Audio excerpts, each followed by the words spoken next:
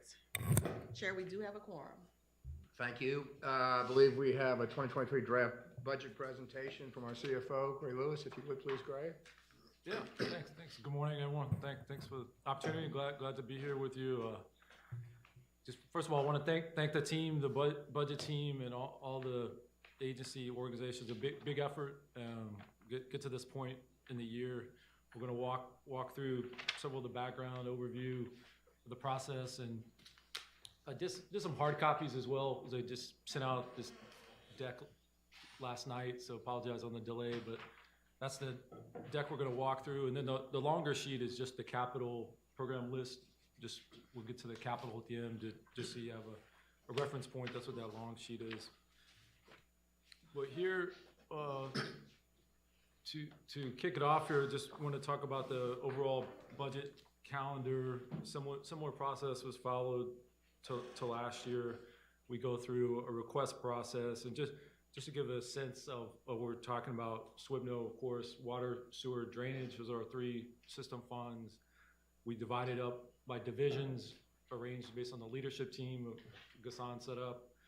So those are our divisions. There's 227 departments fall under those divisions, so that creates over 3,697 line items in the budget that would have an owner or a department head or manager responsible for those costs. So this process is taking all those lines and challenging the costs, making sure that we're spending the funds appropriately, and just going through the whole process. Just Sorry to interrupt, Gray. How many items was that? Line items? 3,697. Okay. So that's all built from the bottom up. We look at historical spending, and this is all led by the budget team, who's here, Dexter Joseph, our budget director, Kevin Garrison. So may ask them to help answer questions, but they're here with us. Another important thing I want to note is here at the beginning, we follow the GFOA standards for budgeting best practices. That means we have formal budget hearings with the department. The executive leadership is present. The head of the HR department, all of our departments have people-focused areas, so personnel is involved in these meetings. We have our director of procurement, who's also here in the room with us. We have the finance team, and of course budget. So all those getting together to talk about these discrete line items, what the needs are. So it's a very formal, good, thorough process. So this is where we are. We're here at the end of the process talking about the draft budget. We'll answer any questions, look for feedback, and then next week we can make the adjustments, and then the board meeting is the following week, the 14th. So the fiscal 23, as we're looking at, from an overview perspective, what we're here today is present a balanced budget that meets our needs and legally meets our obligation that our net revenues must be sufficient to cover our debt covenants to our bondholders. So that's what we're presenting today in these numbers. And just talking about the top line revenue, that's where we normally think about when we think about our spending for this coming year. This is our third consecutive year without a rate increase, so we have the separate rate study process that you all have been a part of, and we'll continue to push forward with that into fiscal 23 to address the necessary rate adjustments. But for what we've done here in our budget, we of course do not have any rates increases to reflect. And then one other important thing on the revenue side, we talked about billed revenue. That's your top line revenue. Collected revenue is less any provision for doubtful accounts or uncollectible accounts. So in this fiscal 23, we do see the improvement you would expect from resumption of shutoffs and normal collection activities. So that's really helping us absorb what are other cost increases that we're going to talk about, with personnel and utilities, commodities costs. But that's that's resulting in about a 5.2% higher collected revenue compared to 2021 audited levels. So that's something we'll continue to closely monitor, because that means we're more efficiently collecting the revenue that we're owed and getting those funds into the system so we can spend them wisely. Overall, water and sewer, the top line revenue, just about 1% higher, so it's basically flat. We come up with a 1% just working with Raftellus, our rate consultant, looking at the historical trend, thinking about the new accounts, which most of us know in our community are pretty flat, basic same level of consumption. So there's really no difference there that we're expecting on the top line revenue. Greg, sorry, question. I'm going back to the third bullet for a minute. Billed basis, what is the average monthly delta between what's billed and what's collected? I mean, how much of a discount do you have to give to your bill? Good question. That 6% is what we've estimated for the budget, so that you recall the numbers were much higher in the previous years, 13, 15, 10%. It's about 6%. Okay, thank you. Yep. So like I was saying, water, sewer, pretty flat. Drainage, on the other hand, we do have about a 6.5% increase in our tax revenues, so that's helping us. That's based on the tax certified roll evaluation here in January 1, 2023, that the millage will be based on, and that's after the last 2 years of reductions in the tax roll, based on COVID and IDA. So that's a good thing. That's helping us with some spending needs, in drainage. I had another question as well, which is any, will any smart metering be completed this fiscal in 2023? Yes. Are we anticipating any change in revenue from that? Or factoring it in? No, I suppose not. We're not officially counting on any. Yeah. It's not part of the budget. Probably Lanyard. Yep. Milwaukee guy, that's a bonus. It should happen though. So the last slide, just on overview or key points. We start the process talking with the teams about themes and just reminders, foundational reminders. So this year we talked about through Ghassan's leadership and taking control of our destiny, so that we're ensuring that we're strategic, proactive, we're working more efficiently and effectively every day, and at the end of the day, just being accountable for the funds that we're responsible for spending, taking ownership. It's our own money. We don't want to spend any money that we don't need to, because we have lots of capital needs, as you know. So those are some key points that we reminded the team, and had some good collaborative discussions and the back and forth. I think the nice thing, as you expect in every budget process, there's an ask. It's more. We have to go back and explain why, or affordability wise, we can't just do it. But that is allowing communication to occur between departments, and understanding the pain points that departments are feeling, why they're having to spend money to address a problem. Is there another way to perhaps address that pain point? So just opening up the lines of communication. And then there in the middle, just can't go without highlighting these key legacy projects that will be happening in fiscal 2023, the West Power Complex, the groundbreakings Monday, very exciting. Smart meter installation is going to be occurring next year. The team, here on site, Aquametrics this week. And then finally, the technology modernization, our financial system information project. We're on the cusp of selecting software vendor and implementer here this week, actually. So that'll be kicking off, and then also the important asset work order system. So all these pieces, as you can imagine, tie into the strategic plan that we've been talking about. So again, we're just reminding the teams, take control of our destiny, tie spending to strategic goals, and we hopefully continue in a positive manner. Next slide is just graphically showing, we talked about with water and sewer revenues pretty much being flat since 2020. And that's our top line revenue. Other operating revenue, really some smaller immaterial plumbing inspection fees and state revenue sharing. So not a lot of change in our top line revenue picture. As I mentioned, the drainage is, the tax revenue is 68 million approximately. That's not shown here on the graph, but we'll see it here as we get farther along. Next is, as we get into our expenses for the next several slides, we're gonna look at different slices and dices of how we present our expenses, but we start here with our high level of operating and maintenance expense needs. So think of these as cash needs for water, sewer, drainage. 2023 recommended is 236.5 million. That's about 5.6% higher than last year. That's primarily the personnel costs. We have, it's a good news, bad news, good news for our employees. It's additional costs for the 5% raise that go into effect January 1, 2023. But the idea is that that's important to absorb that and,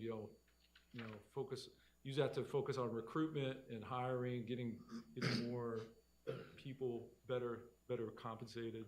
So that's a driver. The utility, the commodity costs, the Entergy's costs passed on to us, that is factored into our budgeted expenses as well. And then the two lines below are your debt service, which is higher in 2023 because of the new drainage tax bond, which is helping us do the projects we need. So that's fitting in from a capacity standpoint. We have to plan for that. And then the last line is sort of what we call a residual pay-go capital, where we're specifically carving out any residual revenue after we pay our O&M expenses, after we meet our debt service. We need to invest that into our capital program. Do you have an idea what the pay-go capital for 2022 is going to turn out actually being? If not, I can get it later, but I'm not. The 45 million gets spent or appropriated, so we use up everything we have available. So we will do 45 million this year. Yes. Good. Yes. Thank you. So on the next slide, we break it out with a little more detail. This is our income statement forecast showing our top line revenue that we talked about, 277 million. Our forecasted expenses of 236 million. Line 4 is what we just looked at. And then we start adding in these additional non-cash type expenses that show up on our financial statements but don't count towards our debt service covenant requirements. This gives us a fuller picture of total operating expenses, and then the tax revenue is presented there towards the bottom because it's considered not operating because it's based on a millage, 71 million. And this gives us the bottom line of 30.8 million loss. And important to remember that this is not our financial statements. That would also include our capital contributions that come from the Corps of Engineers and FEMA. So our actual net change in net position ends up being positive. It was 134 million positive in 2021. But this just is a way to help us focus on managing the expenses where we can control them. And then, another important factor is that our bond covenants, what the bondholders expect us to repay and meet, is based on our cash availability. So they're not looking at this negative 30.8 million saying like, we're not gonna loan you any more money. It's just a presentational items of both cash and non-cash expenses. Okay, and then next slide is our O&M costs broken down by division, as well as water, sewer, drainage. These are the same costs that we've sort of been running through, just shown differently, coming down to 410 million of total expenses, inclusive of our, again, non-cash. We have our pension plan, very rich, nice pension plan. We have our retiree medical or other post-employment benefit plan. Those are actuarially determined liabilities that get adjusted at year end. So the 22 million represents an estimate or a placeholder for a change in that liability. That is something we recognize in our financial statements, but we do not have to use cash from our rate revenue today to pay that. It's a future obligation. Greg, We've been talking for several years about a system improvement. I don't know what you call that. Continuous improvement officer, yeah. Is that in there? It's under Executive my director. budget, yeah. Thank you. One of the 3 added positions. Thank you.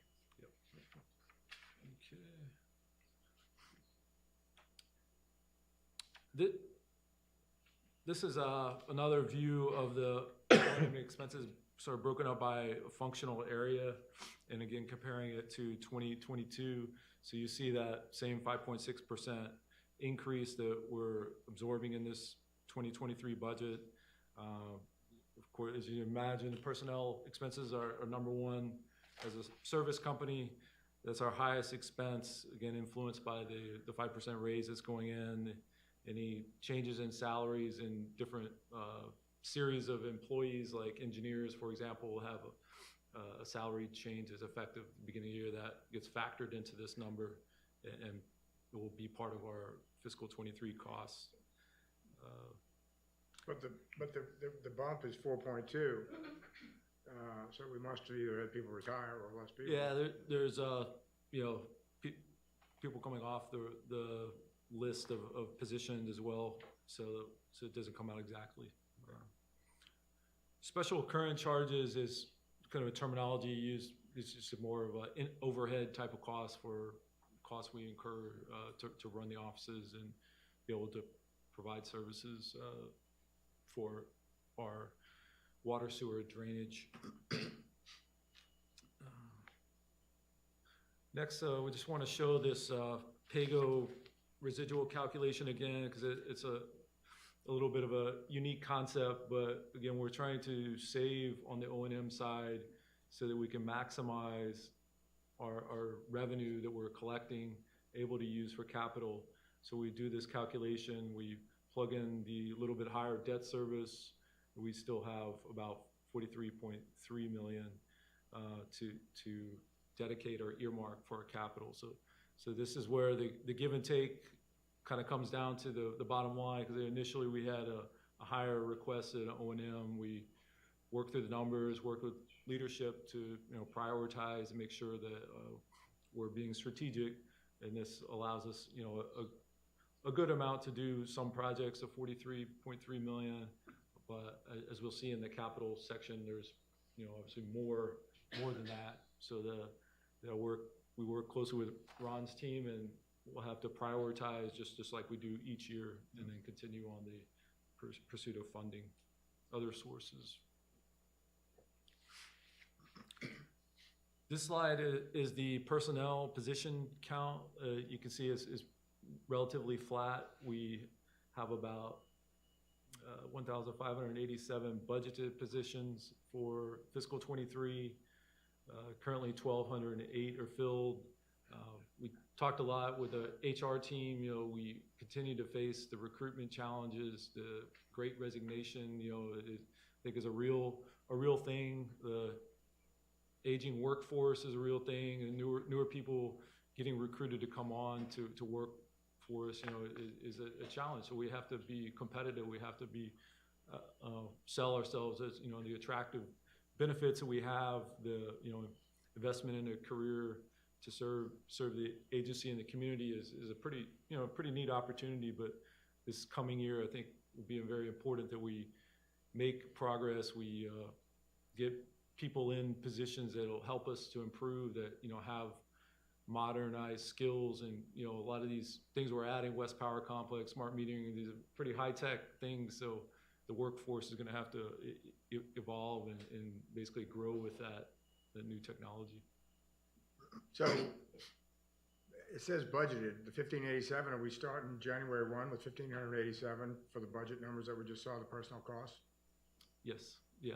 Not likely we're gonna hire 300 people. Yeah, the way we account for that's something, good point. We took a look at when people have a vacant budgeted position, either it's funded at 100%, that means your hiring is sort of done, you have the position you're about to fill the candidate. But if you're just at the beginning of the process, you're going through a civil service job study, you're doing any type of starting of the process, then that's like a 25% cost, or that's 50%. That's some fraction of that full-time employee is going to go into our budgeted number, but not 100%. So the personnel number that we saw considers that factor, Exactly, yeah. yeah. Which And it should. that was something we worked with the teams on to back off on that percentage if we're, truly at the beginning of the process, because we know there's, quite frankly, a lot of red tape and working through the civil service process and the recruitment.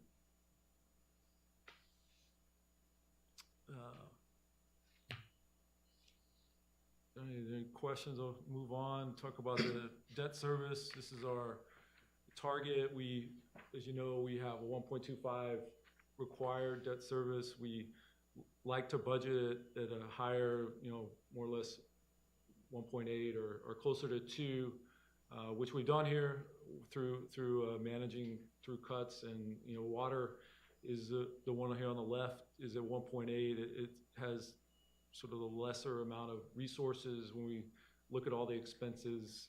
So we got it to where we felt comfortable at 1.8 with this amount of net revenues, and then the debt service 12.7 million. That's where we would end up if we stay on budget for all of fiscal 23.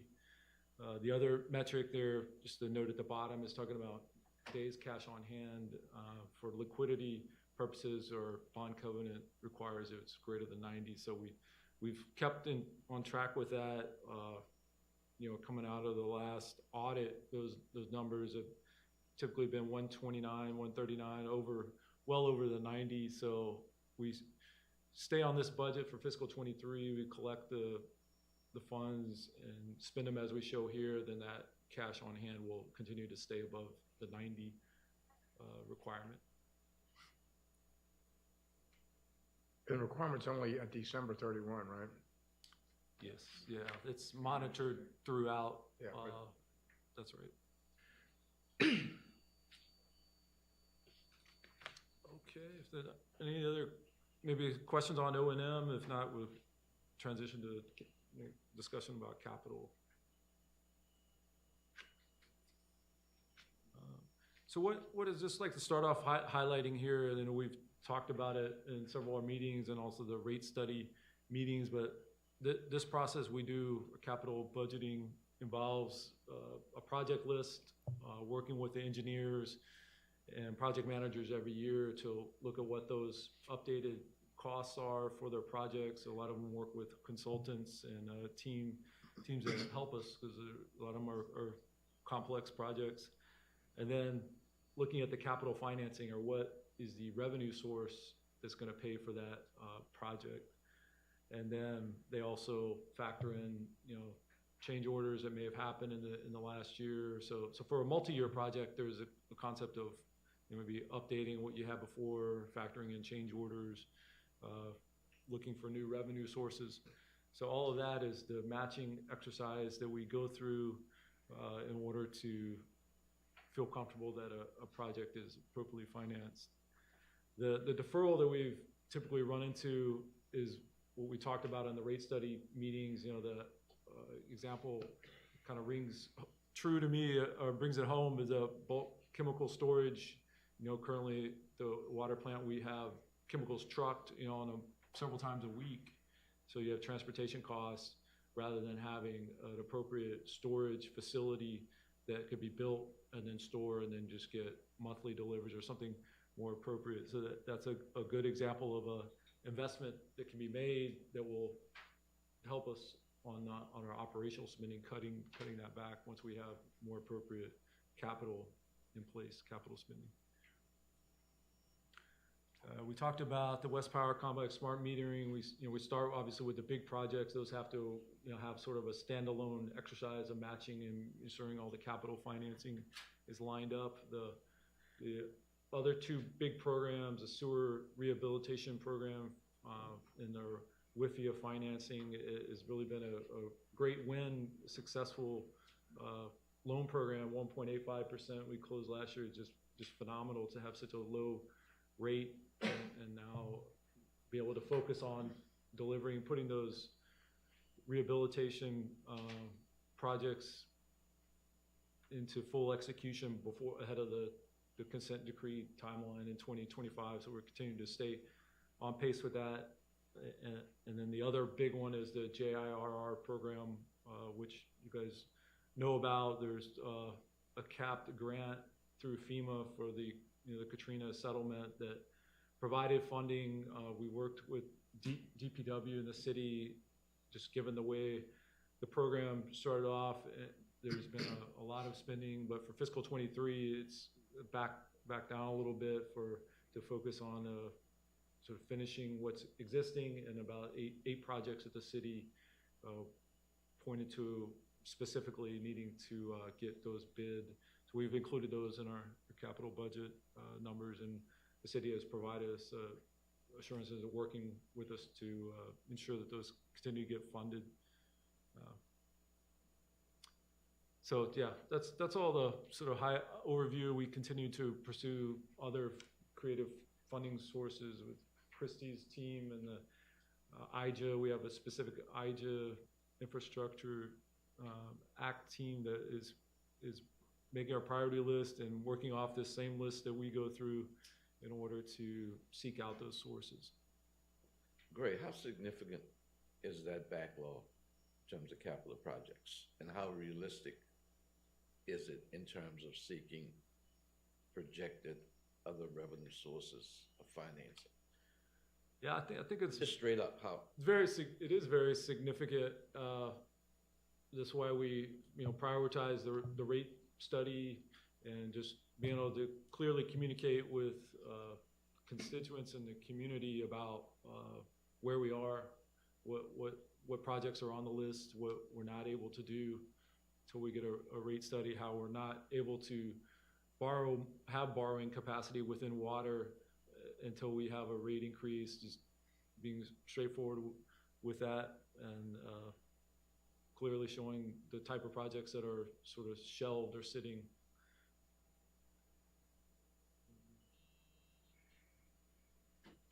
So this is the summary table of our capital sources and uses.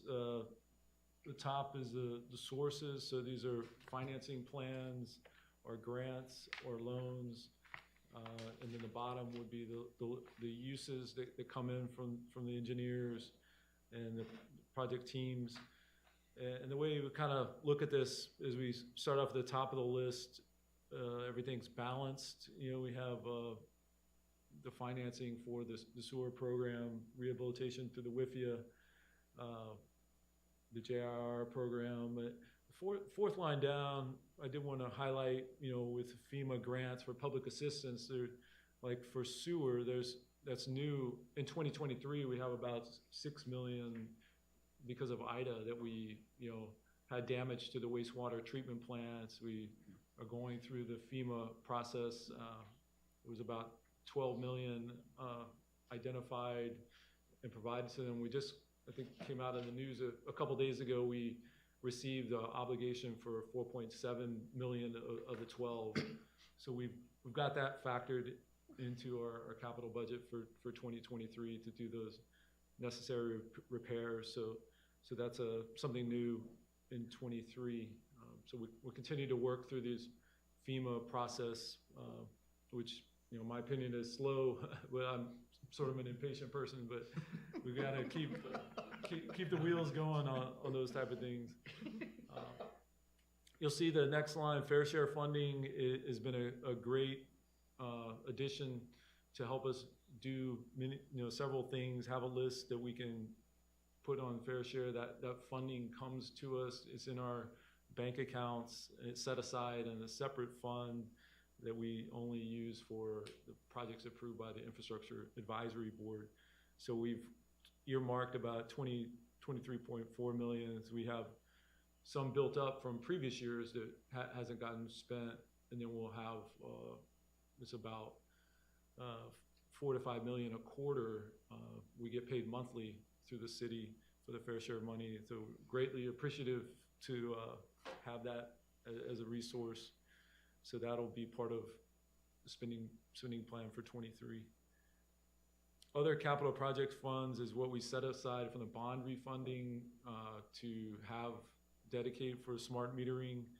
So that's 20.5 million that's gonna be used up as we get into smart metering in fiscal '23. West Power Complex, we've talked about, showing here 52 million. And then the pay-go financing is at number 43.3 that we're bringing over, reserving from our rate revenue after we pay all our O&M and dedicating to capital.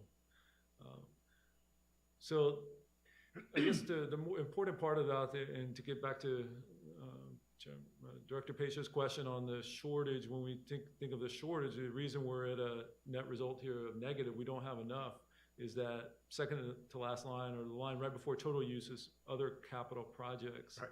136 million. So the number of, projects between, say, 500,000 to 5 million, or 1 to 2, 3 million, that's, a good chunk, both in sewer, water, and drainage, that are sitting right, and then we have to prioritize using 43 million when the total is over 100 million that we'd like to do.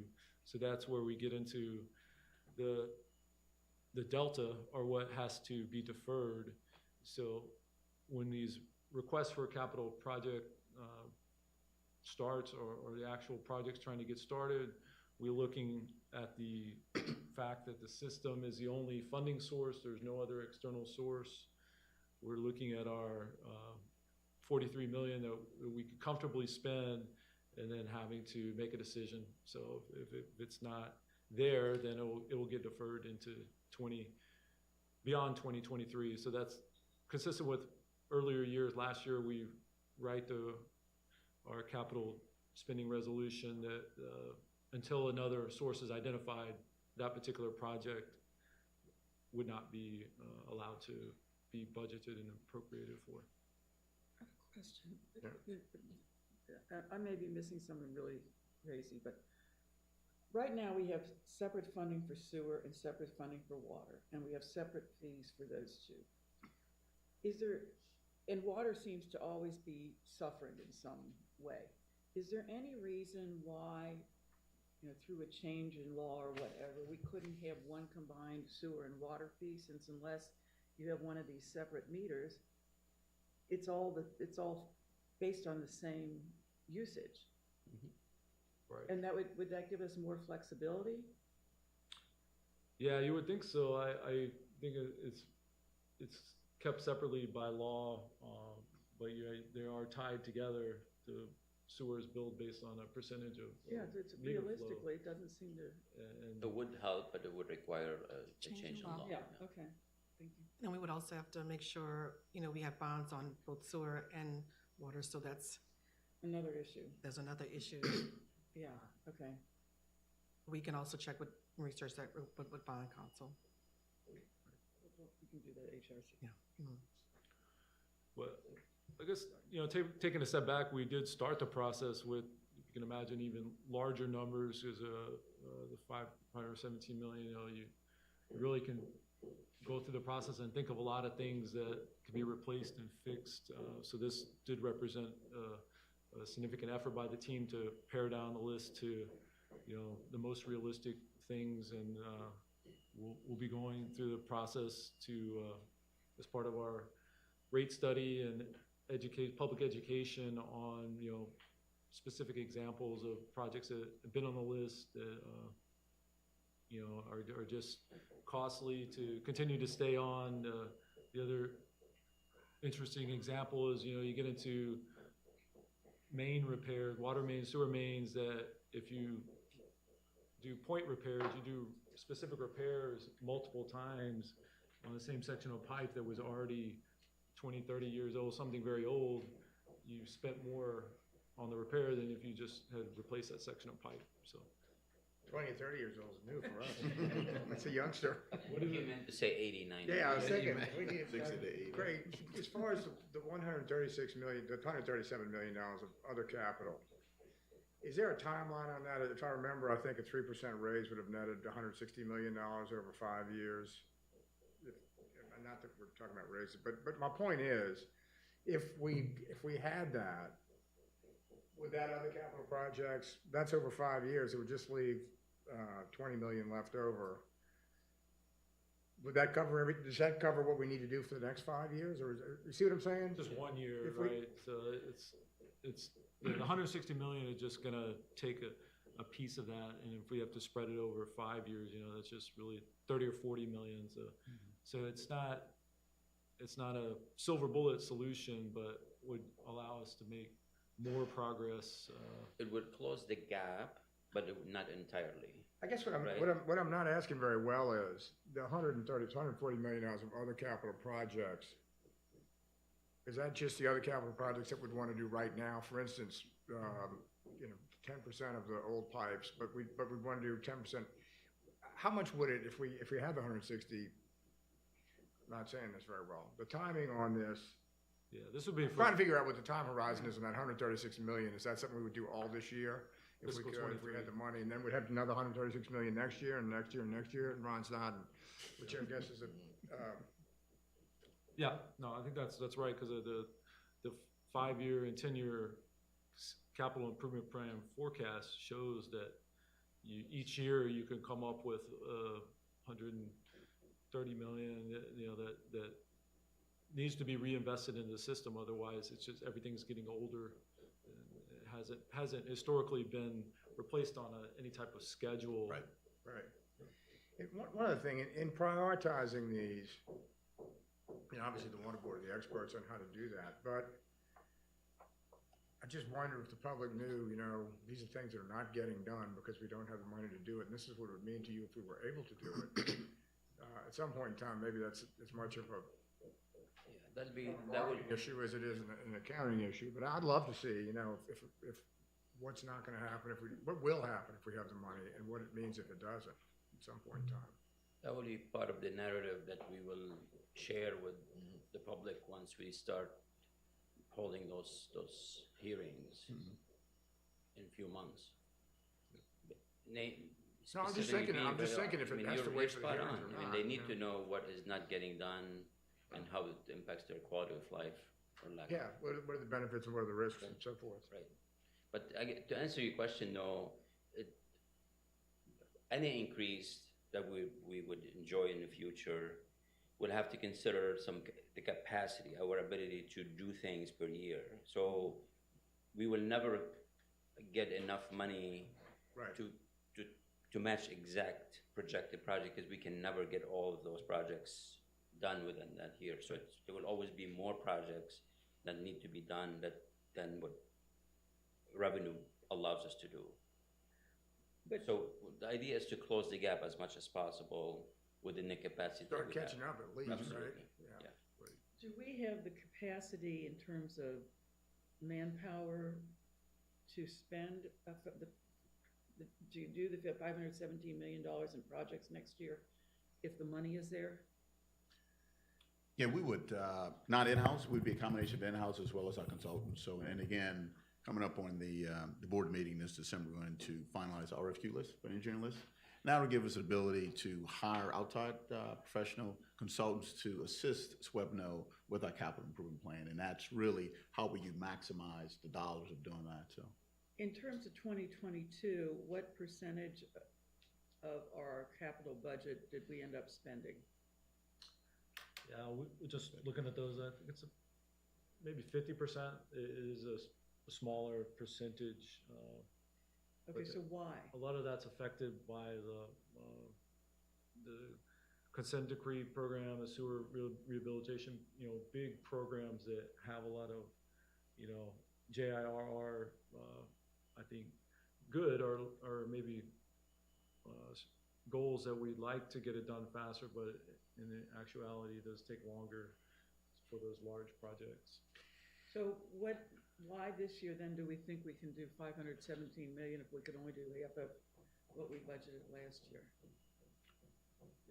I think it's a combination of things, and like Ron saying, with the additional outside capacity, and you know, getting further along into like closer to the consent decree deadline, you know, it'll be more pressure. The JIR program sort of reaching a point where it's not just about putting out all the work at once. It's a little more strategic. So that's definitely, and then there are project manager and vacancy positions that are on our list that are important to this process to do this more efficiently. And one of the other aspects, yep, go ahead. I'm sorry, well, this is a budget, but we have 100 million, well, whatever the number is, 76 million of unfunded. So it's not reasonable to assume that we're gonna do that, since we have no source of. So then why was it in the budget? Well, one question, but my other question would be, of the budget for 2022, whatever part of it was wishful but not funded. I mean, you want to see of the funded portion, how much did we complete? It seems to be is more important than of the wishful part of it that's not going to be funded. I think. Yeah, but I still have the question then about that's still 517 minus 7. It's still 440 million. So if last year we only did 50% Right. of Right. Well, how much of the 440 will we actually spend is the question, right? yeah. And one other question is, does the number going like the WIFIA program 221 when you actually expend it or when you appropriate it? Appropriated. Okay. Thank you.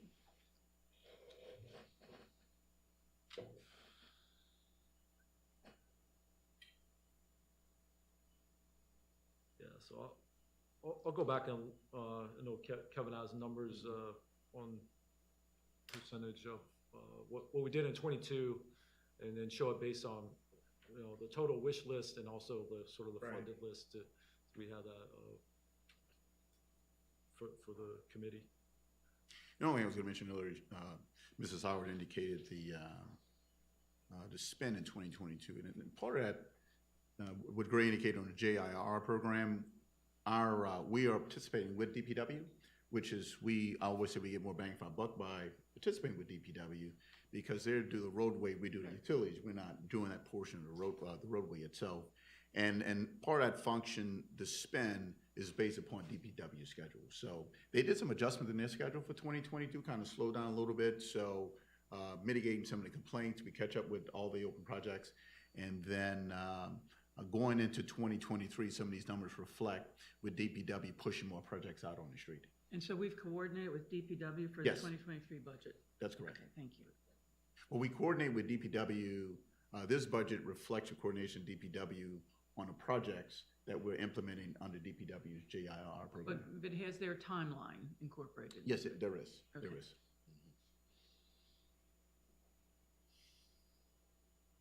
What else? I think that's everything. It's a lot.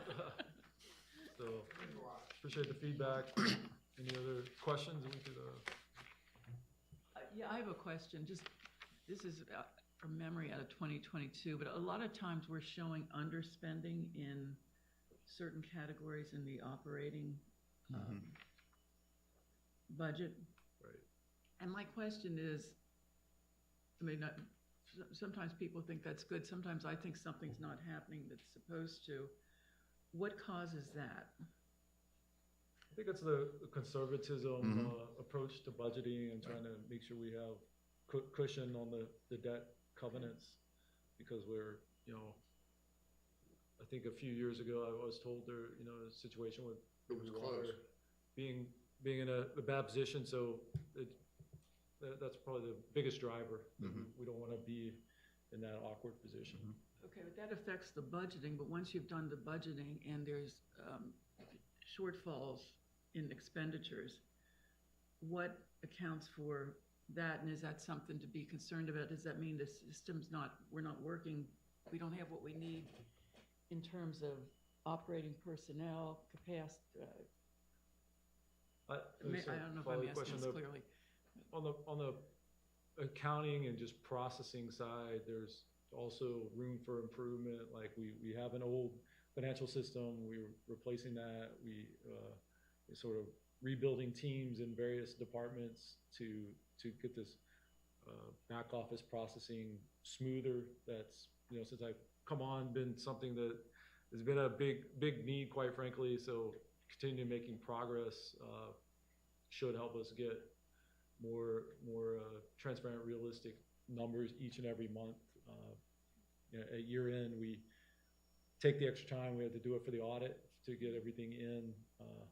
But you're right, as we get better processing, better systems, month by month, we can perhaps be less ultra conservative and should get closer to those targets.